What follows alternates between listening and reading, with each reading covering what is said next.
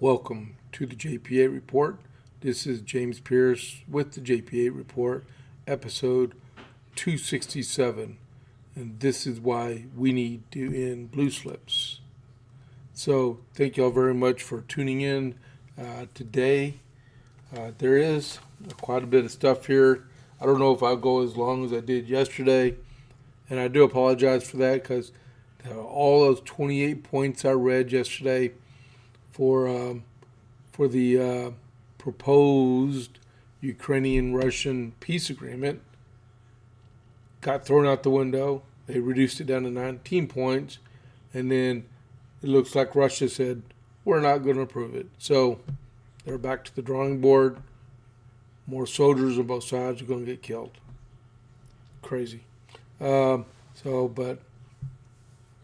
just pray that something can get remedied out of that. Someone will come to their senses. So welcome to the JP8 Report. We already got started here, so don't forget, if you are a new follower or you've never clicked that follow button to follow me, please click that and follow the JP8 Report, and then give me a thumbs up, and then please share the podcast out. All right. And then also, I do simulcast from Rumble. It sounds like a broken record because I say it every day, but I got to because we get new people in here and there.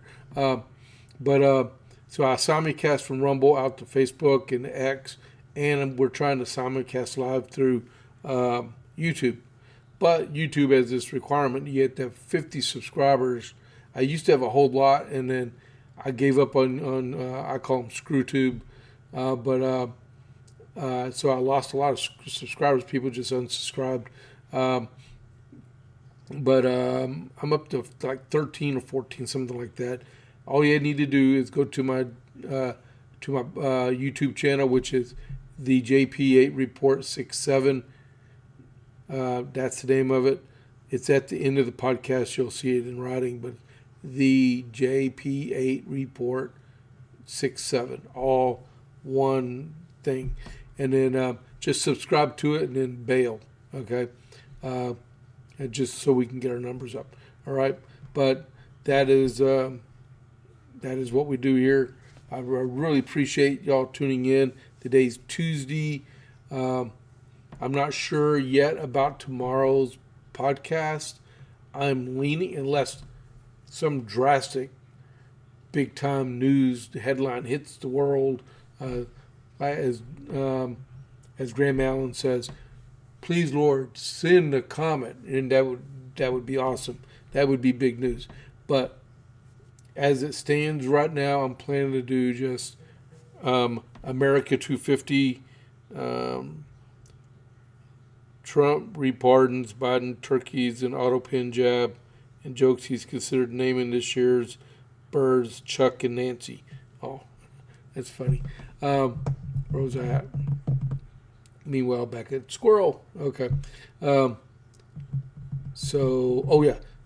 tomorrow's podcast. So what I'm looking at doing is America 250 events for Wednesday, Thursday, Friday, Saturday, and then even include Sunday. All right.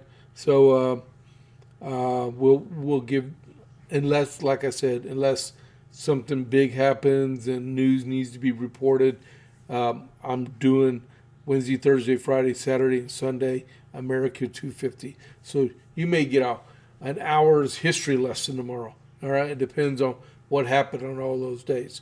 All right. So America 250 for the day.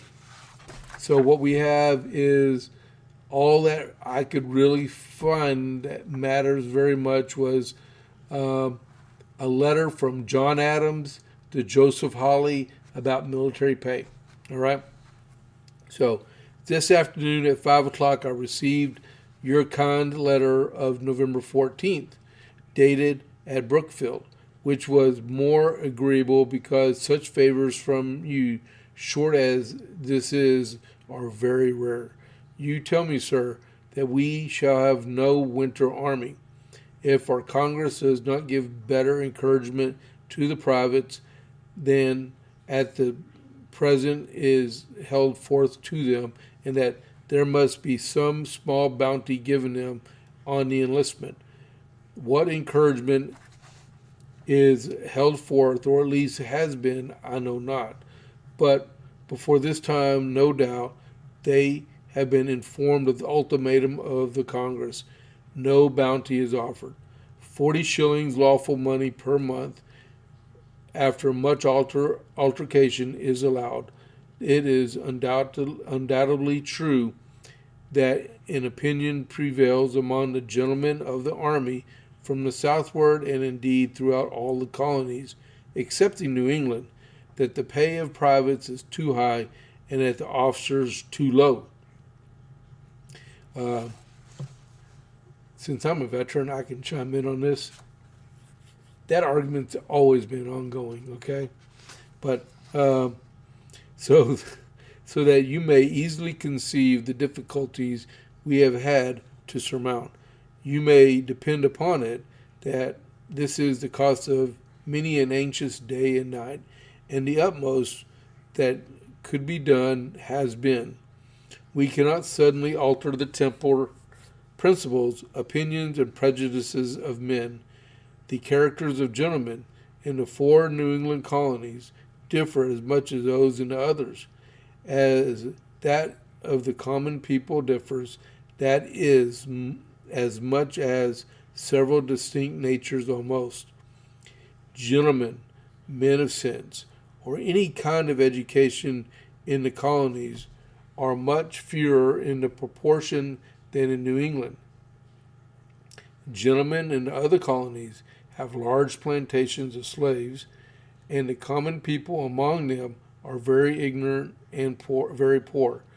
These gentlemen are accustomed, habituated to higher notions of themselves and the distinction between them and the common people than we are, and an instantaneous alteration of the character of a colony, and that temper and those sentiments which inhabitants embedded with their mother's milk, which have grown with the growth and strengthened with their strength, cannot be made without a miracle.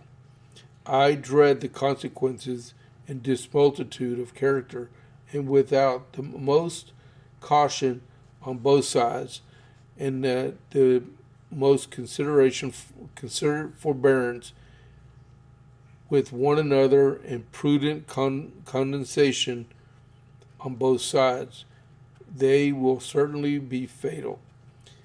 The alteration of the Southern constitutions, which must certainly take place if this war continues, will gradually bring all the continent nearer and nearer to each other in all respects. But this is the most critical moment we have yet seen. The winter will cast the die. For God's sake, therefore, reconcile our people to what has been done, for you may depend upon it that nothing more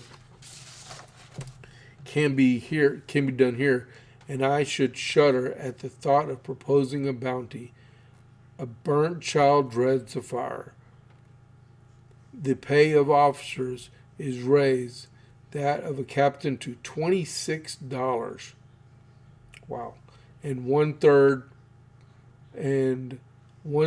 per month lieutenants and ensigns in proportion. Regimental officers not raised. Then you hint that if Congress should repeal or explain away the resolution of 18 July respecting the appointment of military officers and divest of council with the sole power, it would throw the colony into confusion and end the destruction of the council. The day before yesterday, I wrote a letter to the Honorable Board in answer from one of their president by order to us of that subject, which letter Revere carried from his city yesterday morning.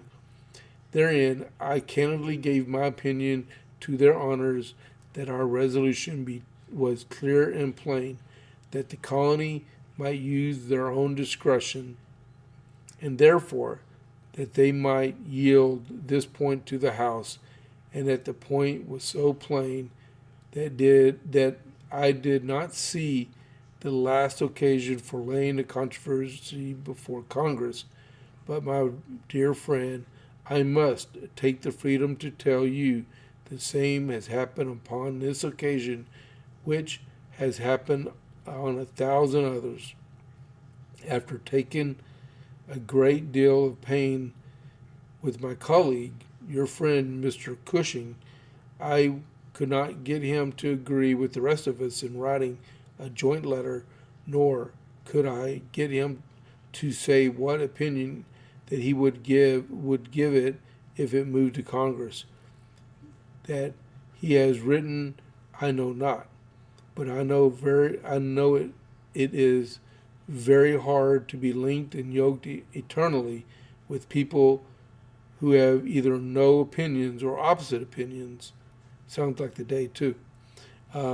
And to be plagued with the opposition in our own colony to the most necessary measures at the same time that you have all the monarchical superstitions and the aristocratical domination of 9 other colonies to contend with.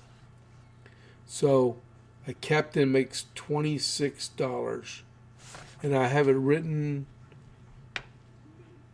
I thought I had it written. So a lieutenant makes $18, and I believe an ensign makes $13 back in those days. And then what do they say about it? A private makes 40 shillings. That's quite a difference in pay. And considering that they're considering not paying the soldiers during the winter, I'm very interested to see what's about to transpire with these politicians considering the military. So that is the America 250 moment for the 25th of November, 1775. And just so you know, on this day in 1783, which was 8 years later, the very last British troops in the United States left New York City. So, just so you know.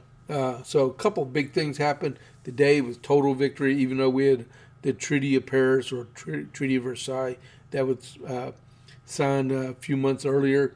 The very last British troops left New York City, and all the colonies left New York City in 1783. And this deal about military pay was today. All right, so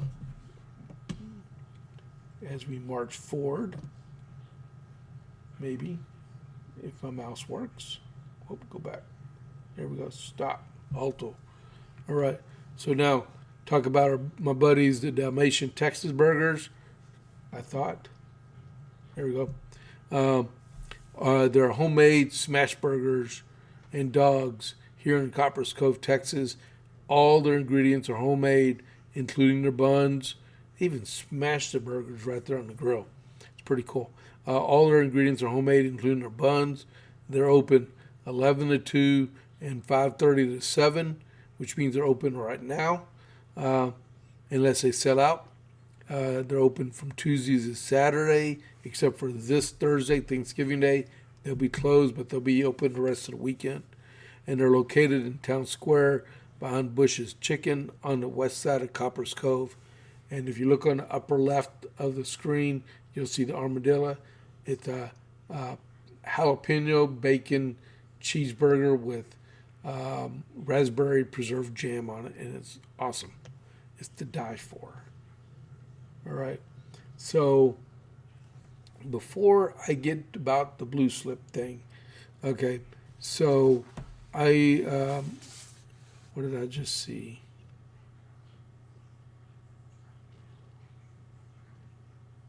Oh, yeah, okay. I know what it was now. Let me find it in here so I can mark it off. Because I have these are my notes, okay, that I discuss, my outline. No, right here. Okay.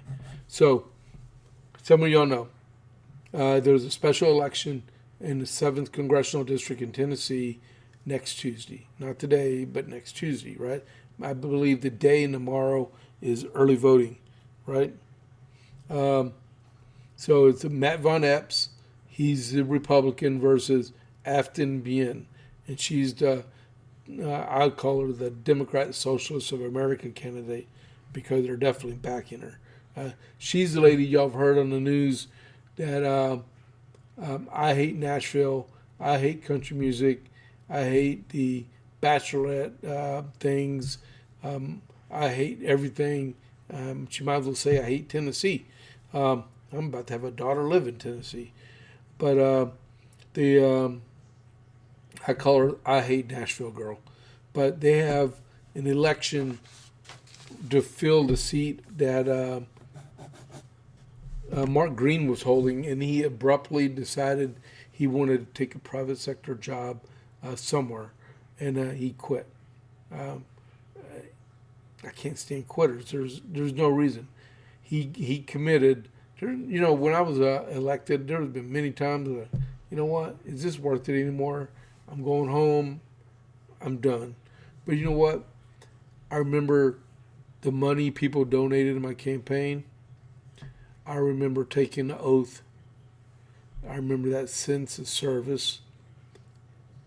And I stuck it out to the end of my term, win or lose, right? What is the deal with these people just bailing? I mean, Marjorie Taylor Greene, she's quitting on January 5th after she receives her eligibility for congressional retirement. Mark Green quit. These are special elections, okay, that you have to turn out the vote on. They're trying their best. But what we're seeing is a deal in voter apathy in our country. So the Democrats are organized and they're marching to the polls. So what they're trying to do is get enough Republicans out there to counterbalance the number of Democrats coming out to vote in a district. That congressional district was won by Trump by plus 22 just 1 year ago, right? Plus 22. This should not even be a fight. This should be one of those congressional races where the Democrats waste $2 million and the Republicans laugh at it because they're going to win. It's not like that. We got some people that are apathetic in their voting practices, that they're down a Republican on the ballot. I mean, there's not a presidential ballot out there, so I'm not going to go vote. It's not important.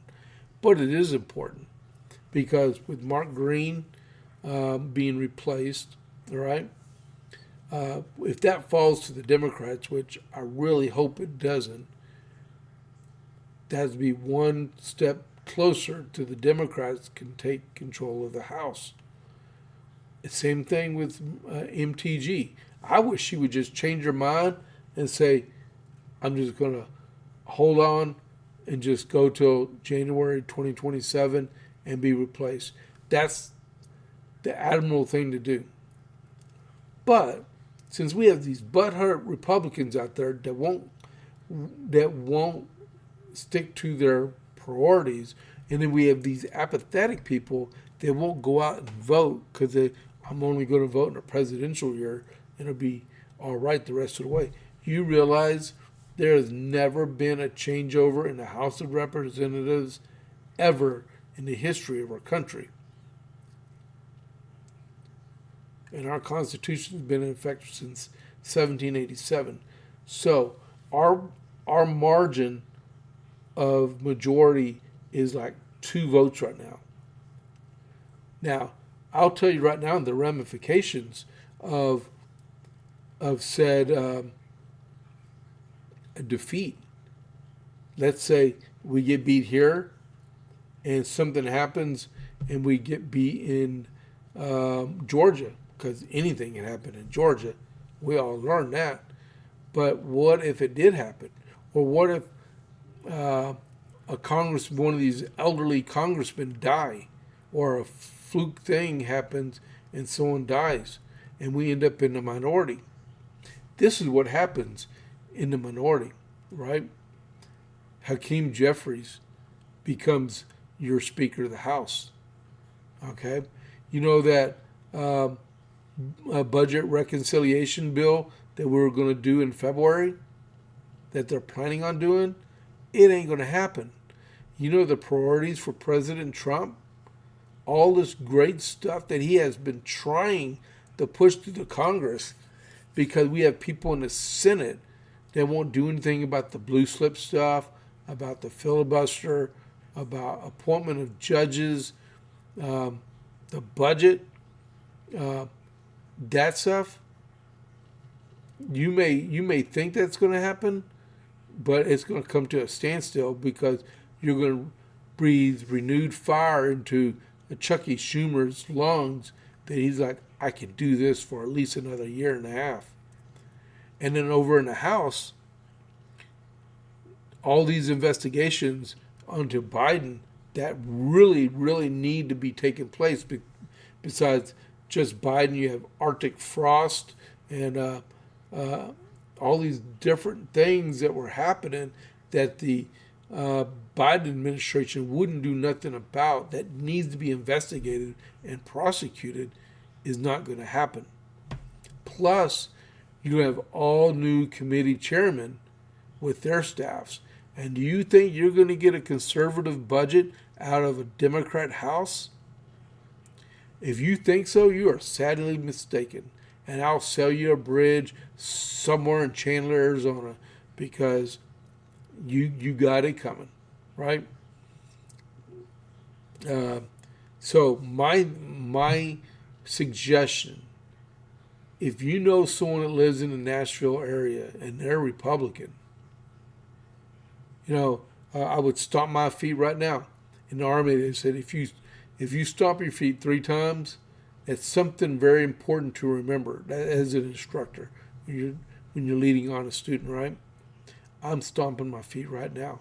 You need to get on the phone or text or email, send a carrier pigeon for all I care. We need people to get out and early vote the day tomorrow and on Tuesday, and send Matt Von Epps to the House of Representatives to represent Tennessee. I live in Central Texas. You know the only loyalty I have to Tennessee is what they did for us at the Alamo.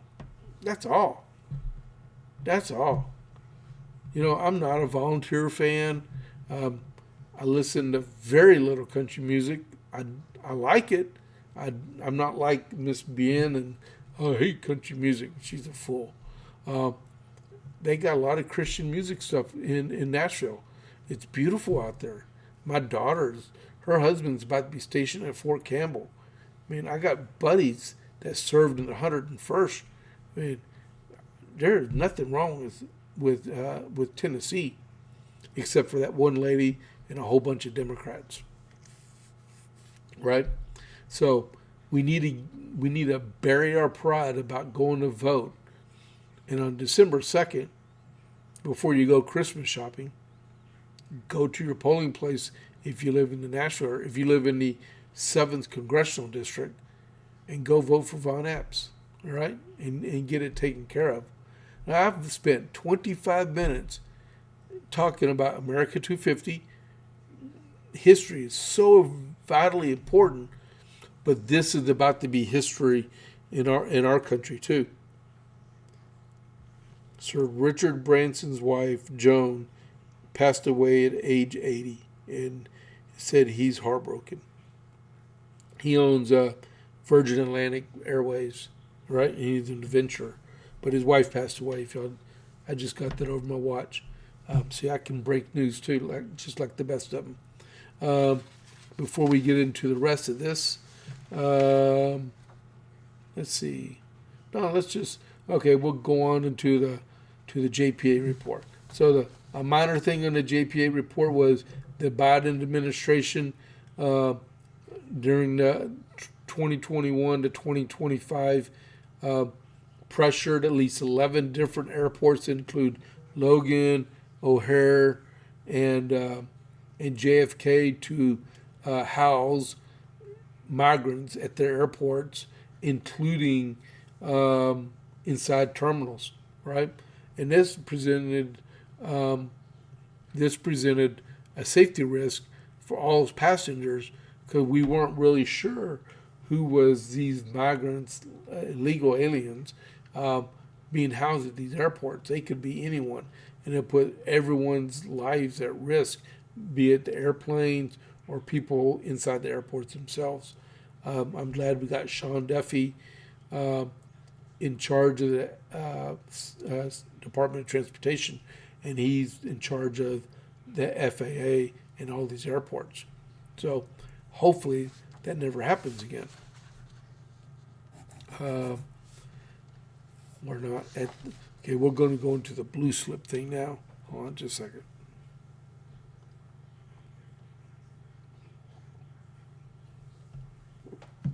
So that Clinton-appointed federal judge, Cameron Curry, I believe it's a she, dismissed the charges yesterday against James Comey and Letitia James because of the prosecutors in the case may not have been lawfully appointed. All right. So this stems from two interims are not allowed to be succeeding each other back to back in a federal court. So it is like an unwritten rule almost, right? But Hooligan, I think that's her name, has been appointed as a special U.S. attorney, so it shouldn't affect anything. So you look at it like this, right? Section 546 of U.S. Code 28, subparagraph D, says may, not shall, but may. So this judge was splitting hairs when she or he said that, just say the judge, when that federal judge said that you cannot have a back-to-back interim U.S. attorney greater than 120 days. So the first interim U.S. attorney quit or resigned because he was having a hard time bringing charges up against James Comey. So this other young lady was appointed an interim U.S. attorney. But this judge, they waited to the last second and said, oh, she's not qualified. They're playing gotcha politics. Well, at least she said she was dismissing the charges without prejudice, right? Which means they can still pursue the same charges and that he didn't get off scot-free. I'm talking about James Comey, right? But this U.S. Code 28, Section 546, subsection Delta says may. So that could be a saving grace. Now, this comes to the blue slip thing. I'm tired of hearing the argument about the blue slips. This should be, how do you put it? This should be fire and incentive for the Republicans and say, let's do away with the stupid nonsense of having these blue slips, which aren't even in the United States Constitution. It's a gentleman's agreement. So I want to appoint a judge in your state. So, Mr. Senator, do you want this judge in your state? Dude, the nomination is coming from the executive branch to the Senate, right, to advise and consent and to confirm said person. You don't need the permission of the sitting U.S. Senator in the state where that one person is going to be at, because that person is still going to vote on it.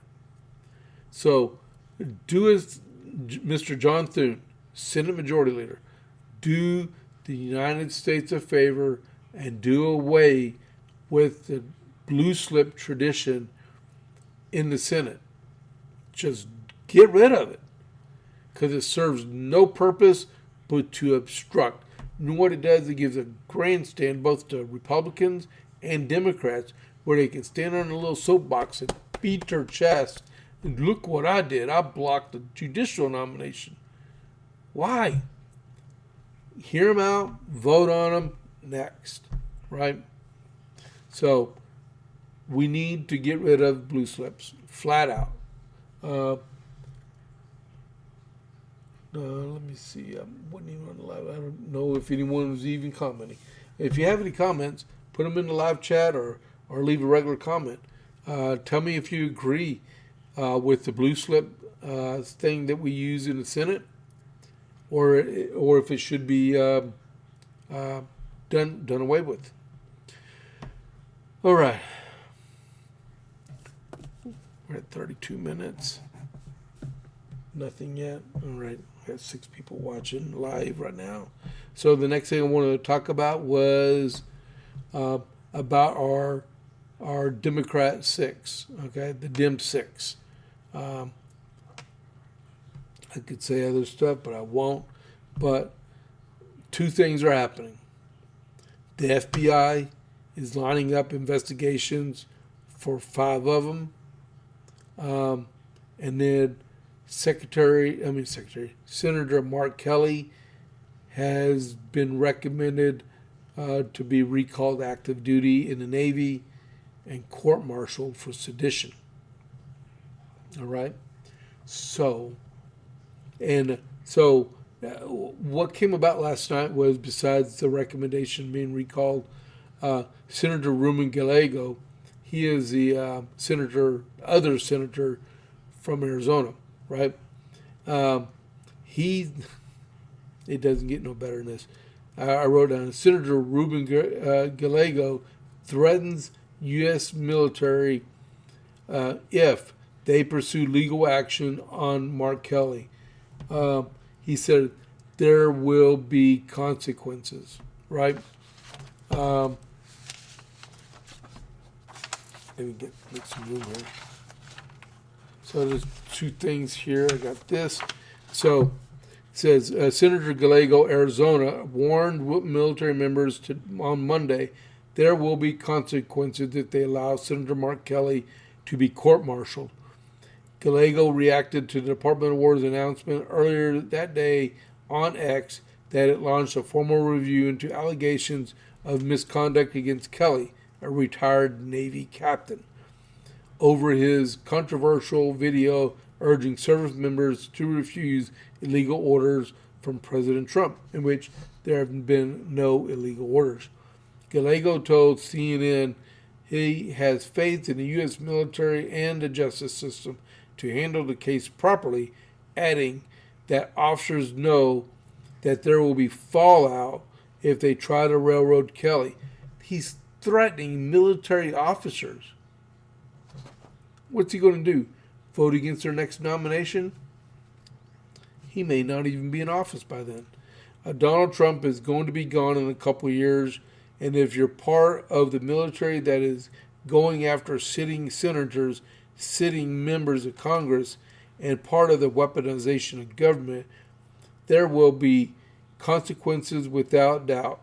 Are we back in 2021? That's what it sounds like to him. He added, I think there's going to be a lot of officers that would be part of this potential tribunal. There's only a few, and they're all officers that are above Senator Kelly's rank.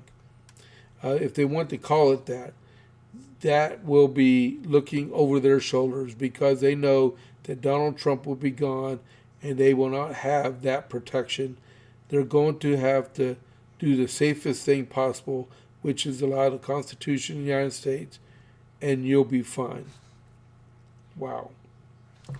So the statement that Mr. Senator Gallego was talking about is this. It came from the Department of War 21 hours ago. I drug it off this morning. The Department of War has received serious allegations of misconduct against Captain Mark Kelly, United States Navy, retired. That's an '06. That's not an '03. That's a flag, not a flag, that's a field grade officer. In accordance with the Uniform Code of Military Justice 10 U.S. Code Section 688 and other applicable regulations, and through a review of these allegations has been initiated to determine further actions, which may include recall to active duty for court-martial proceedings or administrative measures. This matter will be handled in compliance with military law, ensuring due process and impartiality. Further official comments will be limited and to preserve the integrity of the proceedings. All service members are reminded that they have legal obligation under UCMJ to obey lawful orders, and that orders are presumed to be lawful. A service member's personal philosophy does not justify or excuse disobedience of an otherwise lawful order. Okay, so U.S. Code 10, Section 688. All right. So, and then it said, or he could be court-martialed or other administrative procedures. So, what could happen is they could give him non-judicial punishment, or they can go straight to a court-martial, right? Or they can plead. Okay, so in the military, they have this thing called Chapter 10, right? It's like pleading no contest, right? So when you take a Chapter 10 in lieu of court-martial, I mean, if people are watching this, please comment. Tell me if I'm wrong. But I'm a retiree. I know this too. I know if I become disloyal to the United States government, I can be recalled, right? But so Chapter 10 in lieu of court-martial is like pleading no contest, right? I think that's how it is. I will take the Chapter 10 in lieu of court-martial, and I believe the thing is you have 48 hours to clear the post that you're assigned to at that time, which means you turn in all your uniforms, you clear finance, you do everything you need, and you're shake and bake, you're a civilian. Now, that being said, you lose your rank, you lose your benefits, your retirement, your access to VA, everything. You're like Joe Schmo walking on the streets. Now, you know what that would mean to Senator, former Captain Kelly in the United States Navy? Approximately $8,000 a month in retirement pay. I make about $3,400 a month, right? But he's a 06 and I was just an E7. He makes about $12,000 a month, maybe $13,000 a month as a U.S. Senator, plus $8,000 a month as a retiree, plus any military disability he has, which I doubt because he was an astronaut, right? Yeah, I would doubt if he's got. Yeah, I would question that one to a point because veterans need some latitude. But if you add both of those two amounts together, he's making about $20,000 a month to live on, and that's better than most members of Congress. Plus, his wife Gabby Giffords was a congresswoman, and I think she served about 3 or 4 terms. So she has her congressional retirement also, and she probably receives disability because remember she was someone attempted to assassinate her several years ago. That's how Senator Gallego got involved in politics because he was her staffer and ran for her congressional seat when she resigned because of her medical issues, and then he ran for the United States Senate, right? I can't believe I know all this stuff. All right, so Mark Kelly may have more issues than the rest of them, but it's still sedition is sedition. But he may have a more of a problem than the rest of them, because our manual court martials, edition 42, I think it is. But yeah. So we'll see where that one goes. Maybe they'll say we can't find enough on them, and go about your business, right? Any comments? Nope, not yet. Okay. So, and then another comment I saw, breaking news was, in Colorado, parents of 11-year-old girl is suing her school district for allowing a trans person to be in bed with her on an overnight school trip. And she is being represented by the ADM, which is Alliance for Defending Freedom, ADF. All right, and hopefully they win. That's what's wrong with Colorado. They've gotten so liberal over the last few years. You don't even know what they believe in there. Our country's just disintegrating, and we're letting it disintegrate. So, yeah, man, I don't even know where to start on that one. That's crazy. That's crazy. Let's just go on. I hope we did enough here in Texas to prevent that from happening here anymore. All right.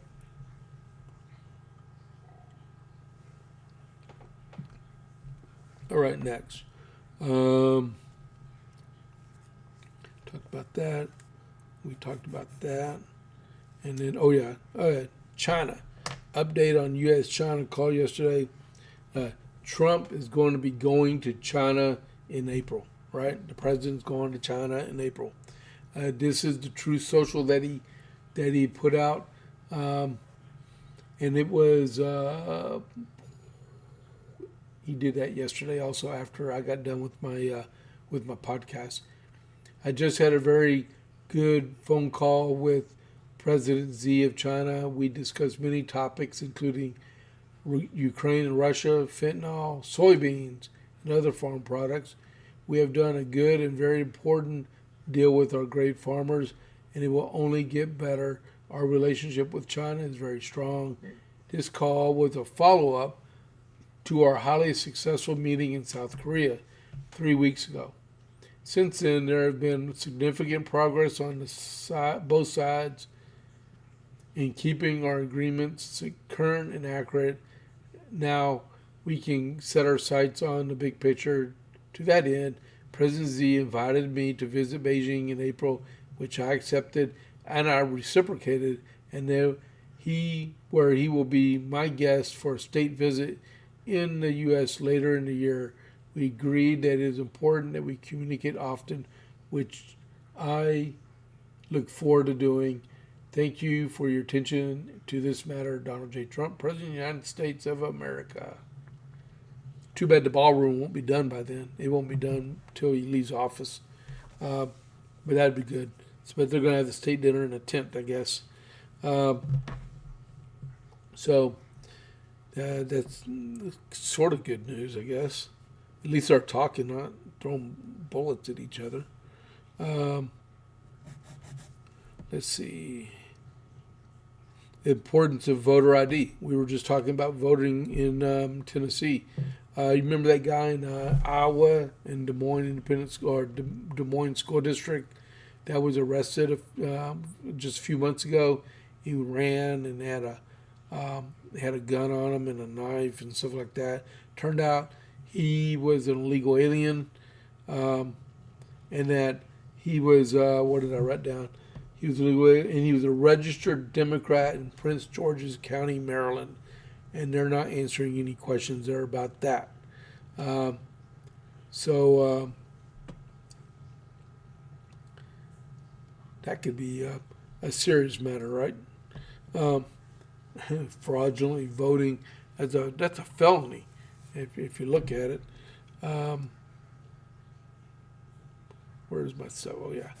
So, but that's why we should have voter ID and enforce it as being a U.S. citizen, or the only ones that can vote in our country, to prevent this stuff from happening. Because he lived in Prince George's County, which is on the outside of Baltimore, and then he moved, I guess, a few other places, and ended up in Iowa, and I guess he was a pretty good superintendent, but he's illegally here, and he had law enforcement problem, and he had weapons on him,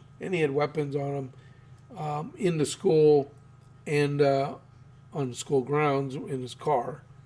All right, so I think he was from Jamaica. I think, I'm not sure.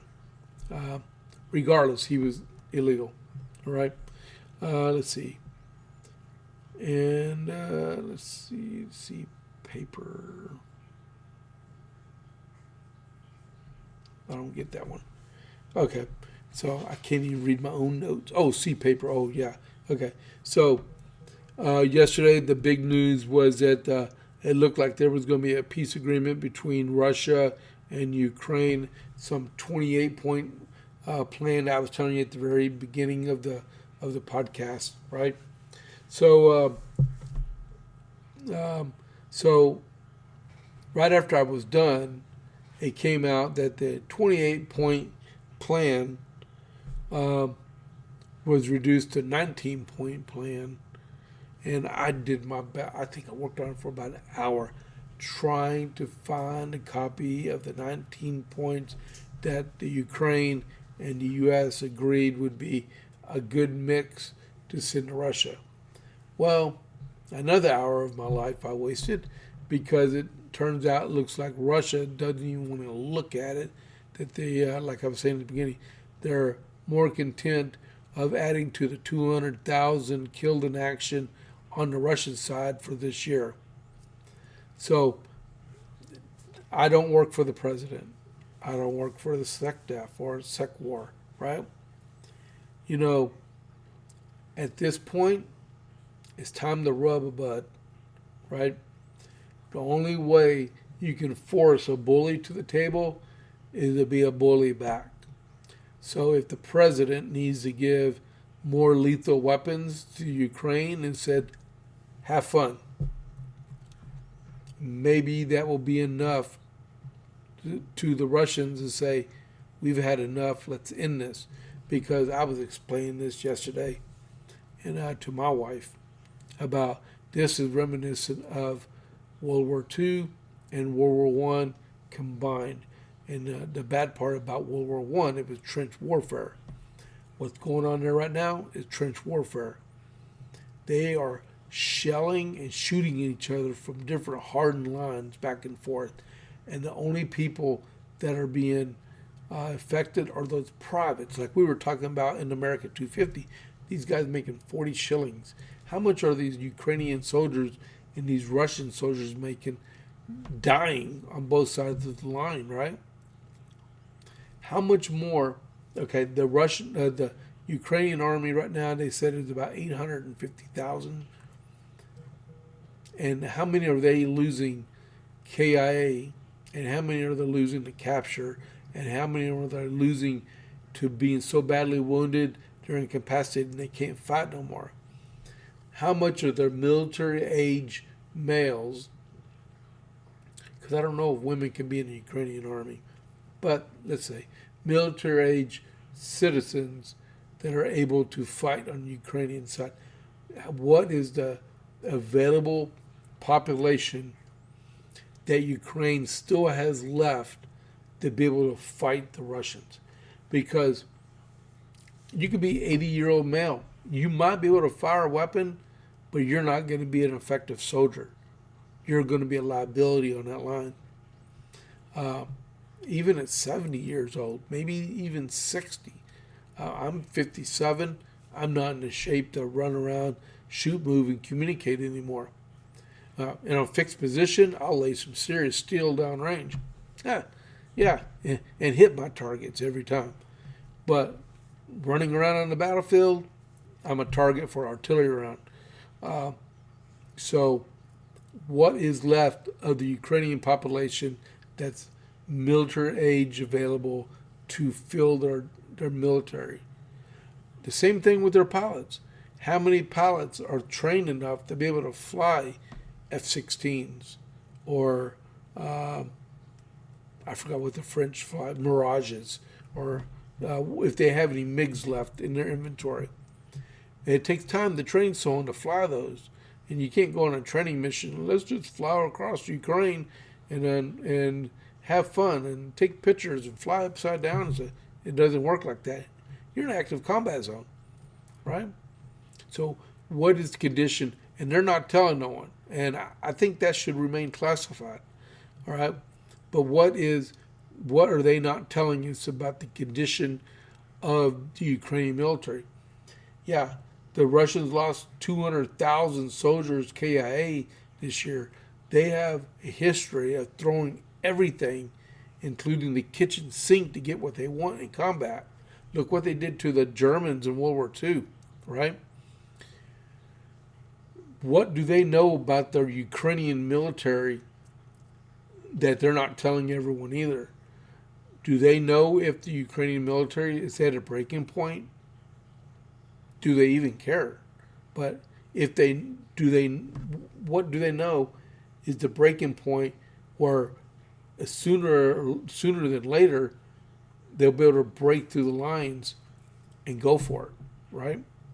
So there's a lot of questions, and that's what they make negotiations for.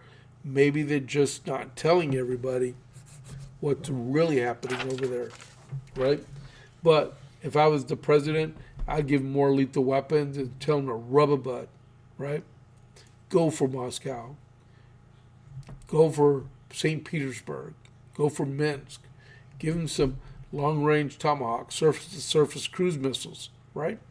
Give it to them, right? And let them duke it out, right? So got that knocked off. And now we have this one. Let's see. Since we are already at 52 minutes, I'm going to go to Texas. All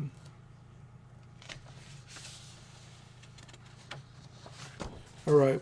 So in Texas, according to the Texas scorecard, I printed this off from them a little bit earlier.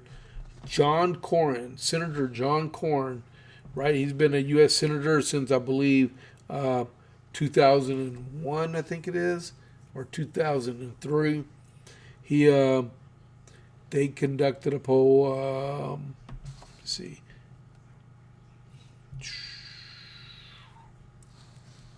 There is who did the poll, because I want to tell you the right stuff. The poll memo includes John Cornyn's standing with Republican voters. According to Stratus Intelligence, did the poll, and it's a plus or minus error rate of 3.3%, right? And it has him in third place, all right? Behind Ken Paxton, behind Wesley Hunt, all by himself in third place.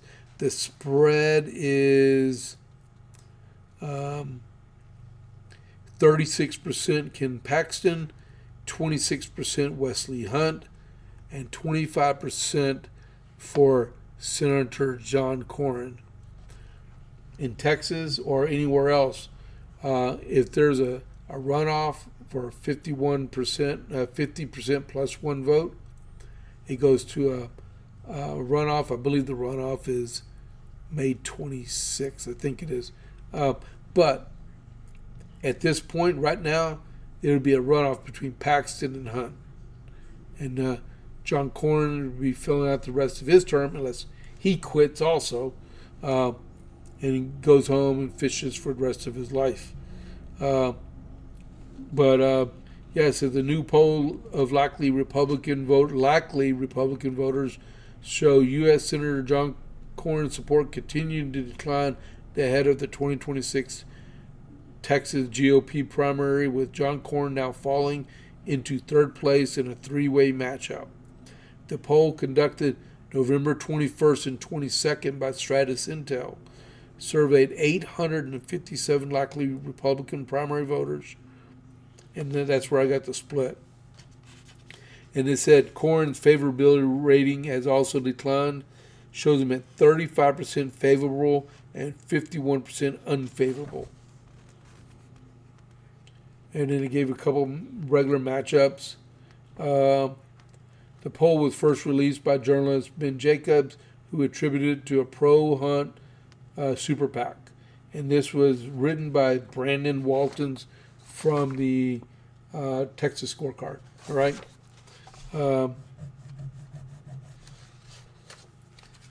That's good news if you're a Paxton fan or a Wesley Hunt fan. Disappointing news if you're a John Cornyn fan. All right. So next is here in Texas again. I need to cover my Texas stuff. I'm running out of time. All right.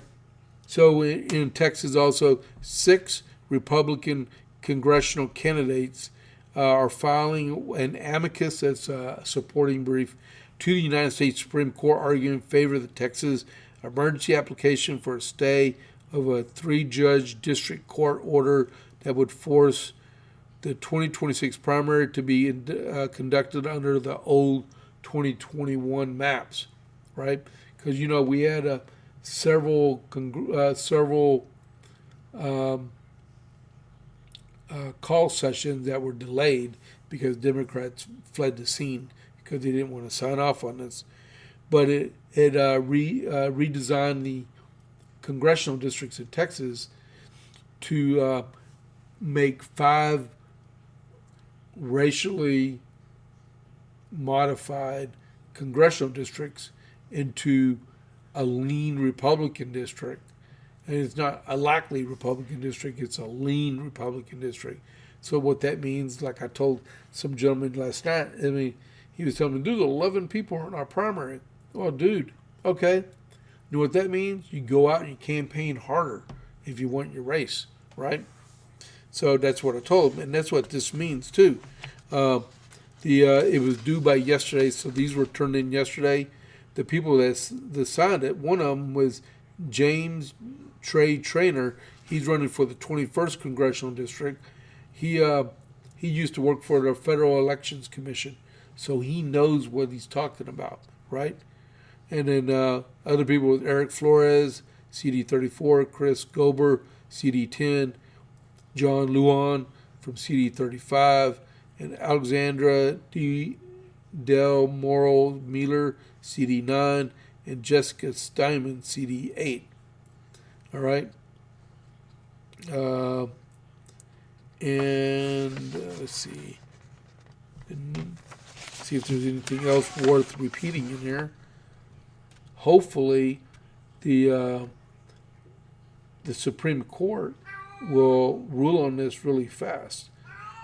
It says Attorney General Ken Paxton immediately appealed to the U.S. Supreme Court asking for emergency stay to halt the panel's order, which was swiftly granted by Justice Samuel Alito on Friday.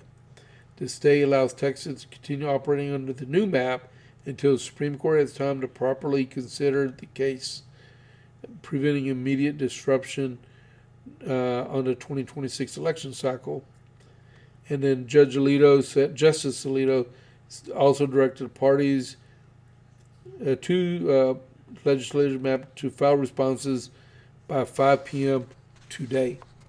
All right. So that's another thing, right?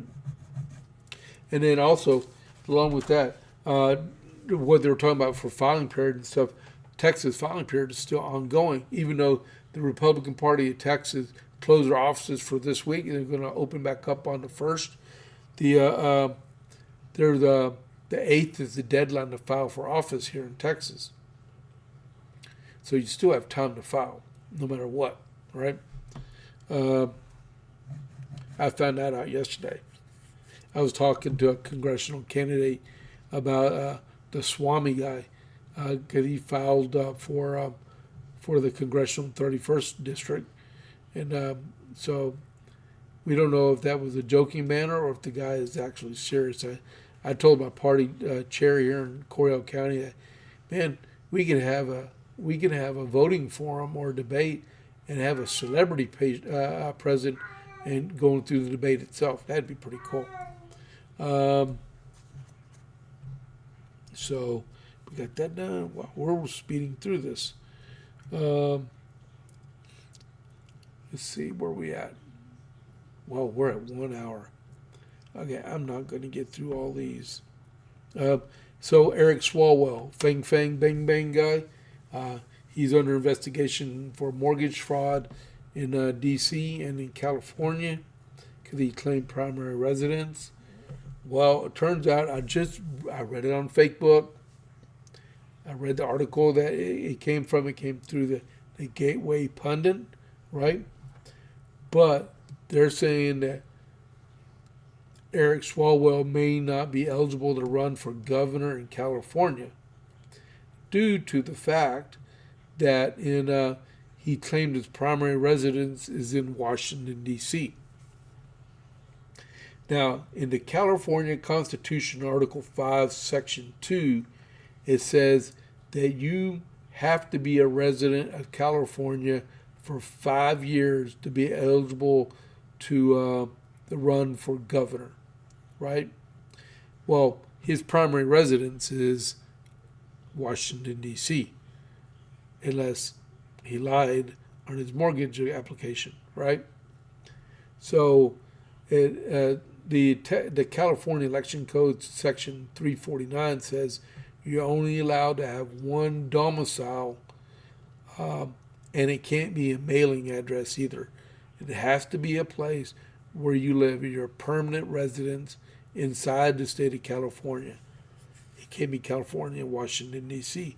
So Eric Swalwell has more to explain to do because he may not, and this article came out yesterday afternoon, he may not be eligible to run for governor of California, right? Man. And then we got this one. I'll leave this last one alone. I could probably get to it on probably next Monday or so. It's not pressing. So this other one was the University of Maryland site warns, and I got this from foxnews.com. The University of Minnesota tells parents to re-educate their kids to purge them of whiteness pandemic. I'll just read like a couple paragraphs on there. A website belonging to Culture and Family Lab at Minnesota's flagship university hosts a website warning against the whiteness pandemic that provides sources on how to halt and reverse the issue. If you were born and raised in the United States, you have grown up in the whiteness pandemic. You can play a role in halting and reversing this pandemic, especially if you are white, because of the power and privilege you hold in this radicalized society, explains the University of Minnesota Twin Cities webpage, which is part of the Institute of Child Development.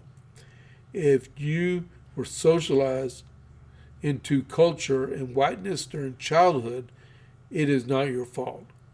But as an adult, it is now your responsibility to self-reflect, re-educate yourself, and act.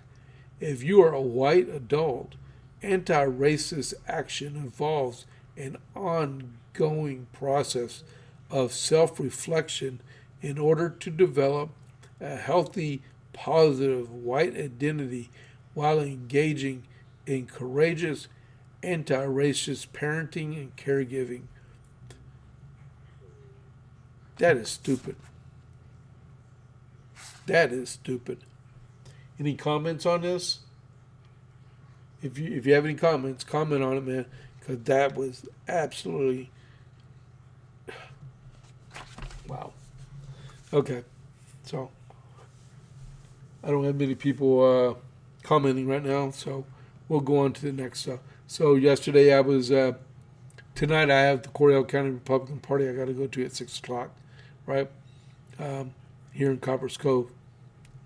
And then last night I was at the West Side Conservative Coalition, and I'm going to go through some pictures real quick before we sign off here. These are some of the guys here. That's Jeff Howard. He's the vice chair of the Bell County Republican Party.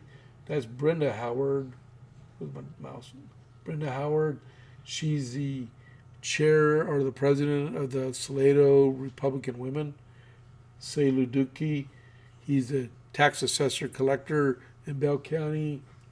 This is Mr. Sapp. He's running for Justice of Peace. Cheyenne Minnick. Mike Wilburn. I forgot this gentleman's name. This is Luann Minnick. That's his wife. She works for Governor Abbott, and she gave a presentation on an app that's being used. I won't talk about that. You got Chip Howard. Chip. He works for one of our state senators, and he has a very aggressive conservative outreach program that he uses called Elephant in the Room Strategies in Pints of Politics. This is Tony Cantanillo. He's running for Bell County Republican Chair. B. Cox, she's running for JP, Precinct 4, Place 2, and some other people, right? Some good friends of mine. This is Charles Brashear. Man, okay. And then, so they talked about a new PAC they're trying to form, and they accepted my application to be able to join their group. So I'm going to be trying to integrate the Copper's Cove Conservative Club with them, not integrate where we're one team, but we are allies for the same cause as we want Republicans to get out and vote like in Tennessee for December 2nd. It's important to run up the score, right, and get as many Republicans to vote in statewide races as possible, right? Man, what am I? I'm at 107. Okay, so I'm going to have to finish up here real quick. I got to go get my hair cut in a few minutes. So if you want to find me, I'm on X at James Pierce Jr. I'm on Facebook at James A. Pierce Jr. The YouTube thing, that's it. The JP8 Report 67 is my channel, or whatever the handle, whatever they call it on YouTube. Go to it and subscribe, please. Like I said, you can subscribe and bail. And then I'm on Truth, and that's my email address. Okay? See, I'm losing my voice here. All right. So I'll see y'all tomorrow. Hopefully it's quiet enough where I can just do the America 250 stuff. I may be on 20 minutes. It may be on 30 minutes. It may be on an hour. Depends on what's going on. And then after that, I won't see y'all till Monday on my anniversary. All right? And my wife's and I's 32nd anniversary is December 1st. All right. So thank you very much for tuning in to the JPA Report. I really appreciate everyone that's watching and that will watch on video on demand. I know people work during the day, and I know they'll watch this later on. All right. So thank you very much. I'll catch you on the flip side. I'm out.